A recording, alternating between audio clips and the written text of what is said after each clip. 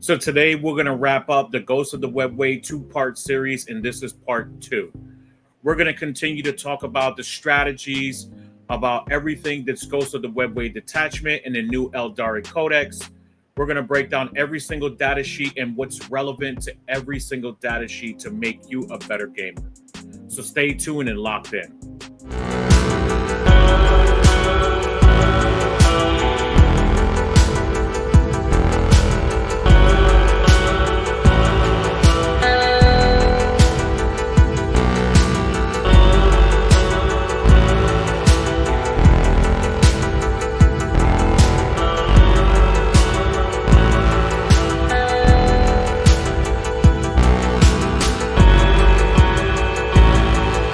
Let's continue to talk about Ghost of the Webway detachment, part 2. So this is not going to be particular to a singular unit, but every single data sheet when it comes to the Harlequins and playing them pure.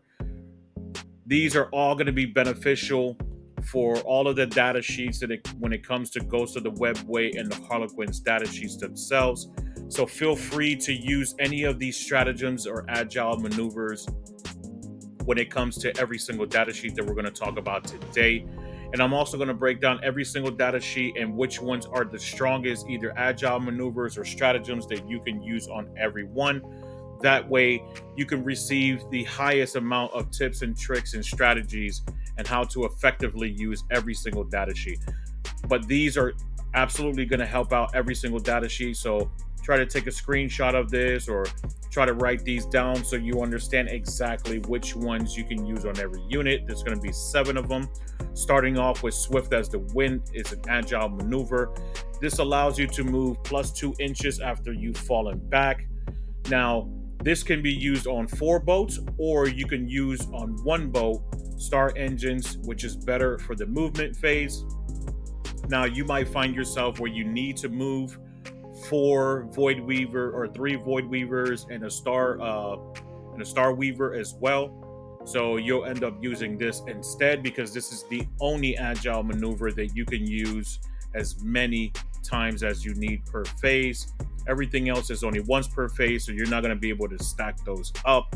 Previously, I also mentioned in my video that I had made a small mistake with some stacking rules. Obviously, this is something that's new to me and to everybody else, but I owned up to those situations. I put it in the comment section, and I'm going to make sure that I don't make that same mistake in this video.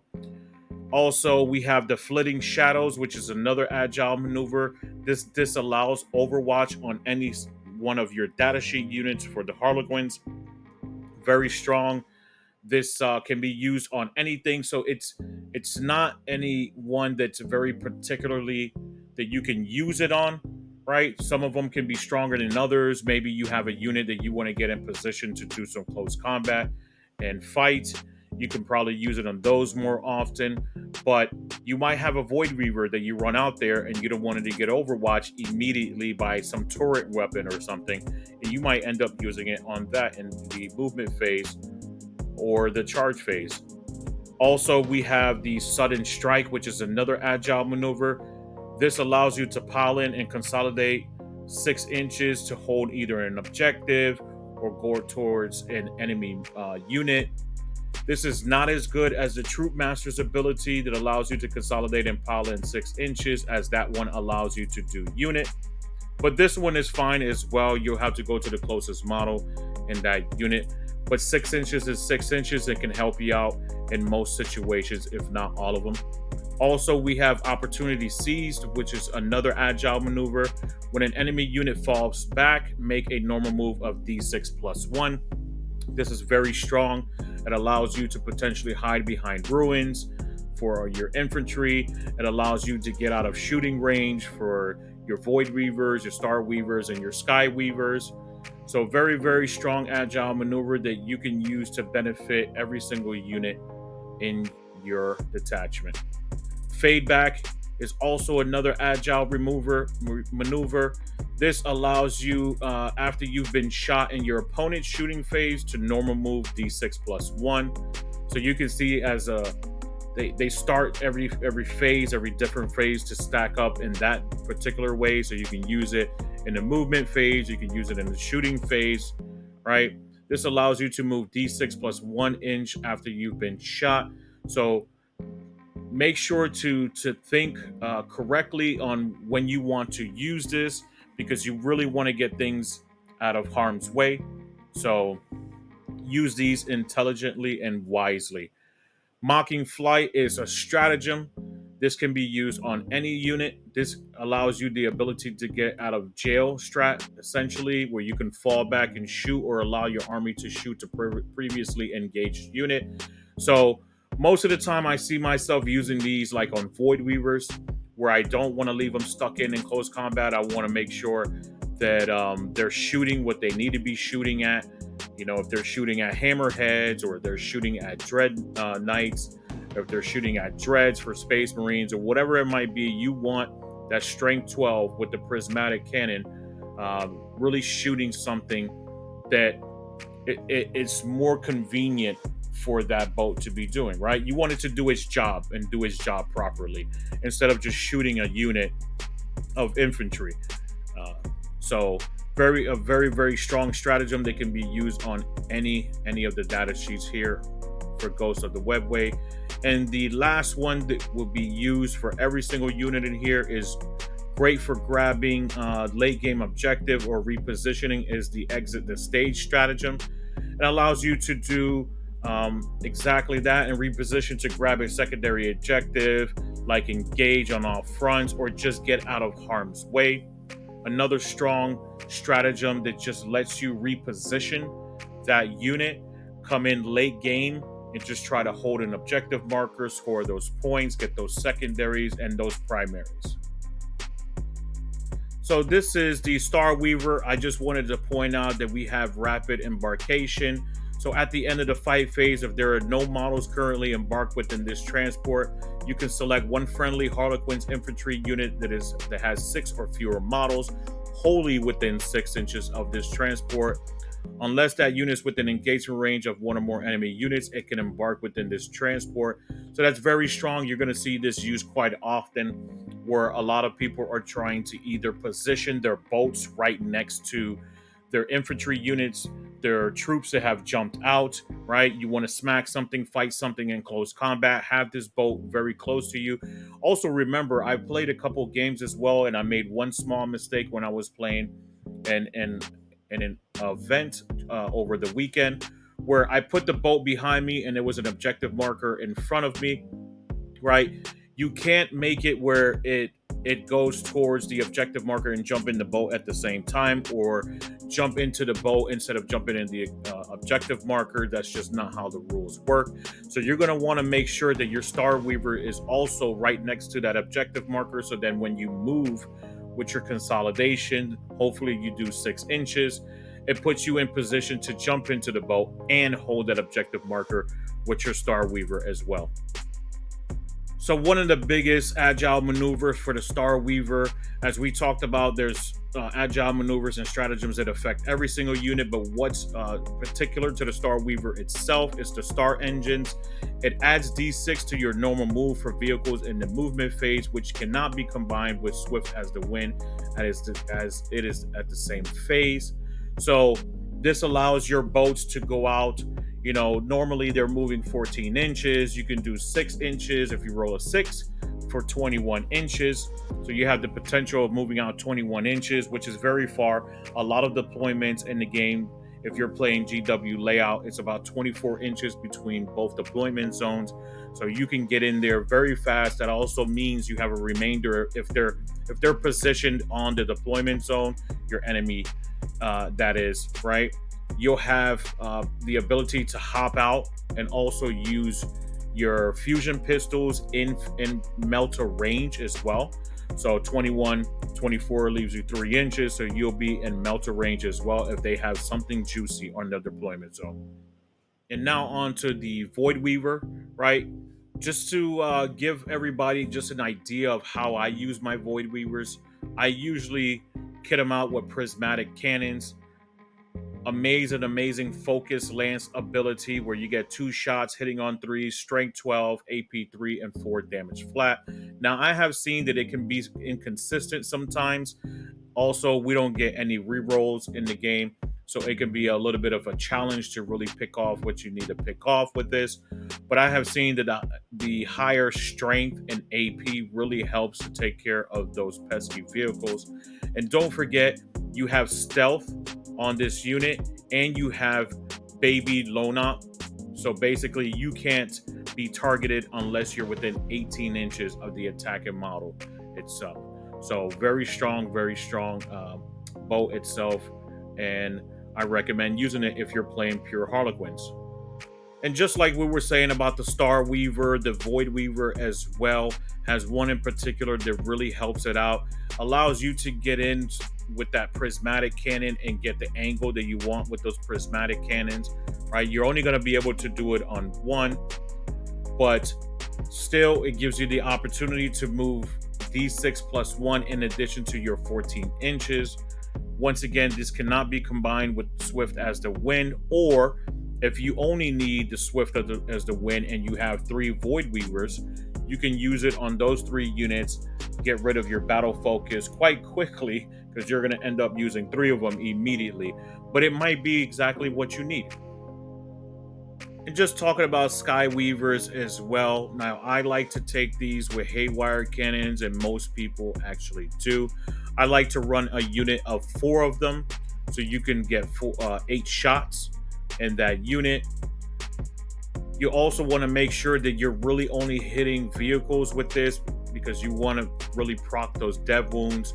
They're not in particularly good against infantry and monsters, but if you have the ability to shoot well and wound well, it could potentially do 3 damage to those units.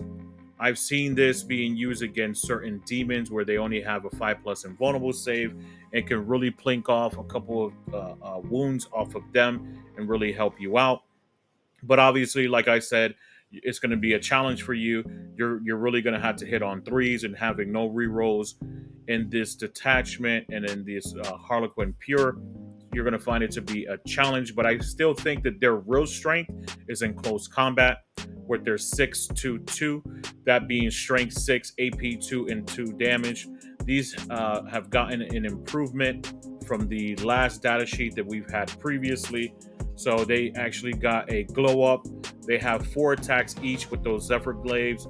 And if you have a unit of 4 of them, that's going to be 16 attacks for that unit. So it can be very impactful and really destroy a lot of elite type infantry type units, in particular Space Marines, things like that. So also don't forget they're always -1 to hit. That includes in melee as well. So very strong for them. I know a lot of armies out there, or abilities out there, end up ignoring modifiers, just like Dark Reapers and things like that. But these can hit you in close combat, and you're not going to get rid of those modifiers then. So what's particular to Skyweavers is 2 stratagems, one of them being Hero's Fall. This allows you to fight on death on a 4+, and this is decent. Only reason why it's decent is because it's a 4+, so 50% of the time you're not actually going to be able to fight on death on 2 of your models if you have a unit of 4. But 2 of them will, so you'll still be able to get 8 attacks in at 6-2-2, which is pretty good if you're trying to finish off that last wound on that character unit that you fought or that had fought you, things like that. All right, so it's good for those particular situations, but not always great to use. But this is very particular to Skyweavers and can be more beneficial for Skyweavers as opposed to being used for like a Starweaver or something that you really don't want fighting in death, and potentially not even be able to do that if you don't roll a 4 up. Also, you have the Bloody Dance stratagem. This allows you to charge an enemy unit within 6 inches and use fade back in the shooting phase to get a little bit closer to ensure you get within that 6 inches. So that's a strategy that you can potentially use with these Skyweavers, right? You might be 12 inches away, you run that fade back, you end up rolling out a 6 on there, and now you're within 6 inches of an enemy unit, and this allows you to just charge that unit without anyone having to charge at all. This just allows you to just charge within 6 inches, Obviously, you don't get the charging bonus for that. It specifically says that on the stratagem itself, but it's very good for 1 CP to allow you to fight. And if it's your enemy's phase, right, you're allowed to pick that unit, your unit, to fight first, because defender units always fight first, unless, you know, they have fight first and things like that. So this is very, very good, very, very strong, and you're going to see here very shortly how I use it on another unit as well. And on to the troop unit now, and as we all know, this is the heart and soul of the army if you're playing pure Harlequins. At 85 points per unit, I think these are pretty pricey. Overall, I think Harlequins are pretty pricey, especially if you're taking them and putting them in Starweavers. But there are ways for you to succeed with your army. You just have to make sure that every single maneuver and positioning that you do throughout the game is airtight. Just sit back in death by 1,000 cuts and just try to blink this off. Try to hit things with all of your fusion pistols in here. You can actually get 2 fusion pistols in a unit of 5 and then 2 neural disruptors as well. And don't forget, you have Dance of the Death, where in the fight phase, you get to select any of the following abilities for this unit to gain until the end of the phase itself. That means that it doesn't have to be your fight phase. It can be any fight phase, your enemy units, right? That's not saying that you fight and then your enemy fights you and you get to select another one. No, you fight and then your opponent's turn, you get to select another one, which is pretty good. So you get a few selections where you get the ability to either reroll hits of 1, add 1 to the wound roll, or subtract 1 from the hit roll. So this is very strong, especially in your opponent's turn, where you can say, hey, I'm going to make you -1 to hit. And let's say if they're already hitting on 4s, they have a power claw because they're an orc, and now they're hitting on 5s. That can be very beneficial for you to keep the survivability up for these troop units. Very similar to what we saw for the Starweavers and their stratagems, but we have an exclusive one for troop units, and we have the Trickster's Retort stratagem for 1 CP. This is great for not giving up short charges. It allows you a normal move of 6 inches when an enemy unit gets within 6 inches after doing a normal, advance, or fallback move. This is very, very strong. It allows you the ability to either hold an objective as well, just like most of the agile maneuvers and things like that. This allows you to get behind a ruin. It allows you a lot of opportunities, and also to not allow that unit to charge you, get out of charge range, get out of threat range, maybe not even shoot you as well. So very, very strong for the troop unit to actually use this one. So just like we were talking previously about the agile maneuver Sudden Strike, the choreographer of war on the Troupe Master's datasheet abilities is actually better. It allows you to pile in and consolidate 6 inches, but not into the closest enemy model, rather into the closest enemy unit. Very, very strong. It allows you the ability to kind of toe into an objective marker and hold into an engagement range with that enemy unit as well. I also think that the Troupe Master, minus the epic hero, which is the Solitaire, is the best character in our current army for Harlequins. Very, very strong. He has a lot of datasheet abilities that make him absolutely amazing. I wish it would be shared with the entire unit like it previously used to be, but still makes him really good. Especially he has the Kegarok's favor, allows him to reroll hits rolls of 1 and add 1 to the wound roll. I usually like to take the Troupe Master's Blade, which gives you a higher strength, higher AP as well, and 2 damage flat. Yeah, you lose 1 attack on him, but being able to reroll everything and being able to wound +1, right? You're going to wound most things in the game that's infantry on 2. So very, very strong for him, and makes him a lot more efficient, in my opinion, instead of taking the Harlequin special weapons. They also both do devastating wounds, and I always take a fusion pistol on him, which allows me to have 3 fusion pistols in a unit of 5 girls that are troop, right? So you get 2 fusion pistols for the troop unit, and then him as well if he's attached. So you get to have 3 Starweavers with 3 fusion pistols in them for 9. Very strong, especially when you want to hunt down any of those vehicles and monsters and get rid of those pesky units. So the Troupe Master is absolutely amazing, like I was telling you previously, but one of the strongest ones I think is Stage Death when it comes to any phase. Any character just once per battle can come back on half wounds. If it happens in the shooting phase, charge with the Bloody Dance as well. And just as a reminder of the actual rules, raw as written, if a character is killed and it was attached to a unit and you still have that bodyguard unit, this character must be attached back into that unit. So you get some protection once again. Another one is the Trickster's Retort Stratagem, 1 CP as well as Stage Death. This is great for not giving short charges for your entire unit or if you're by yourself. And Bloody Dance Stratagem for 1 CP as well. Charge an enemy unit within 6 inches if you are part of a big unit of troops, right? You can use this and charge an enemy unit 6 inches, and in the shooting phase, you can move closer to set up this charge with Fade Back, which can be quite devastating if you have a lot of attacks and a lot of bodyguards in your unit.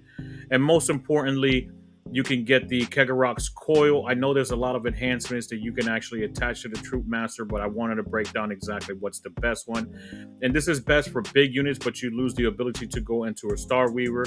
But it's great for helping chip those damages, because this army is a death by 1,000 cuts, so everything helps. You throw a grenade, you do Kegarok's Coil enhancement, and then you smack that unit to completely destroy them. So very strong for the Troupe Master. The Troupe Master itself is very efficient. One of my favorite characters in this book. And here we have the Solitaire, which I absolutely love very much. And I think he is the best character in the game as a solo unit and datasheet. He has some of the greatest abilities. He has Fight First, he has Lone Op 12 inches, and has Stealth as well.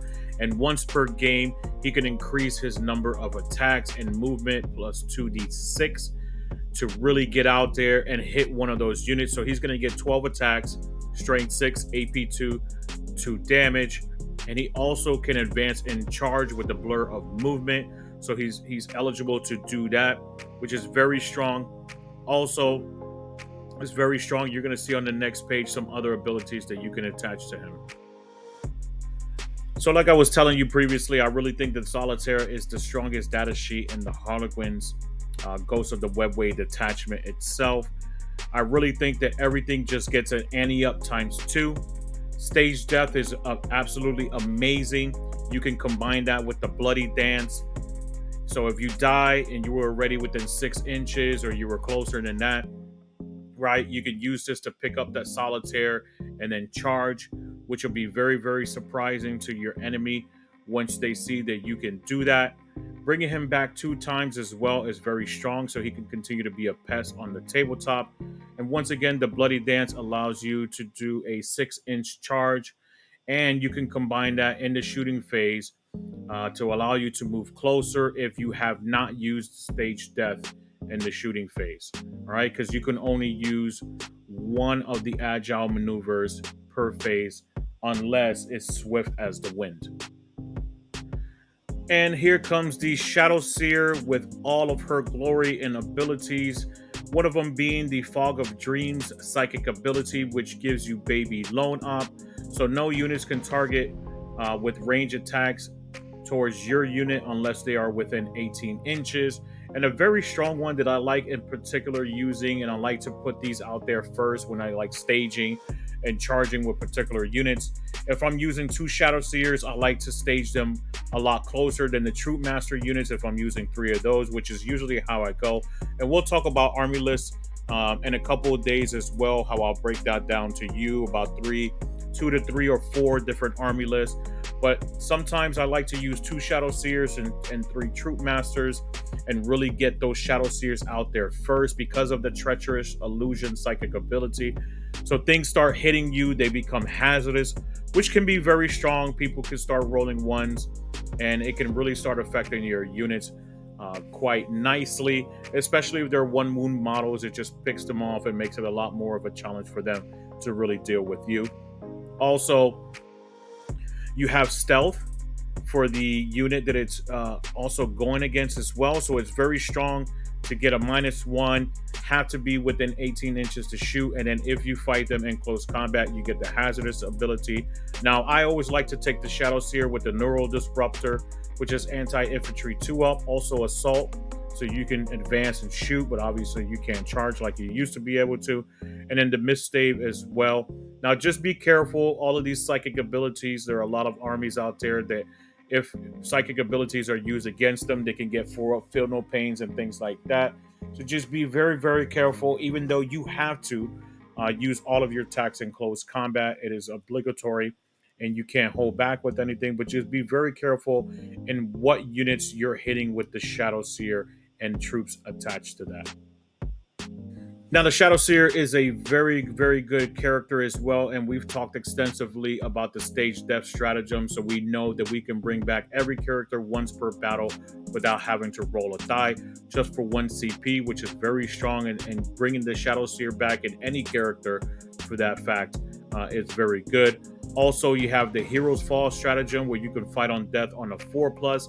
Now, it's not always the best to do this on the Shadowseer over the Troupe Master or the Solitaire, but still, if this is the only thing you have remaining or the only thing you have in close combat, and you have bodyguards that are troops attached to her, you know, and you get one of those 4+, you most likely want to use it on her because she has a higher damage.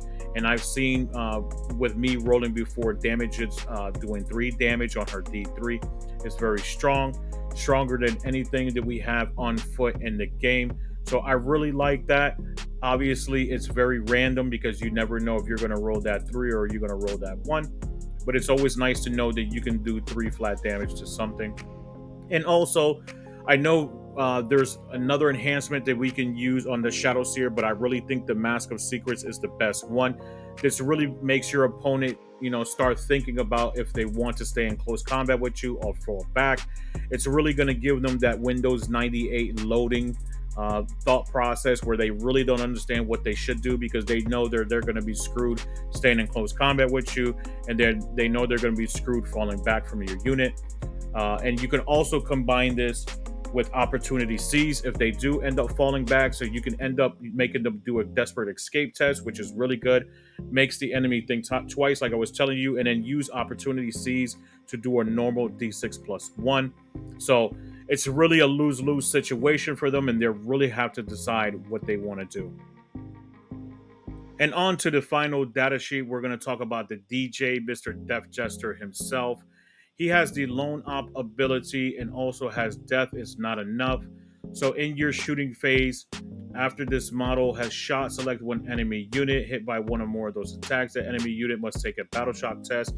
If one or more of those attacks destroy the model, subtract 1 from the test. So really good if you stack this up with the Shadowseer's enhancement ability, the Mask of Secrets, right? So you can get them to be battle shocked because that ability says if they're battle shocked, make it a -1 on top of that. So you can really combo these up.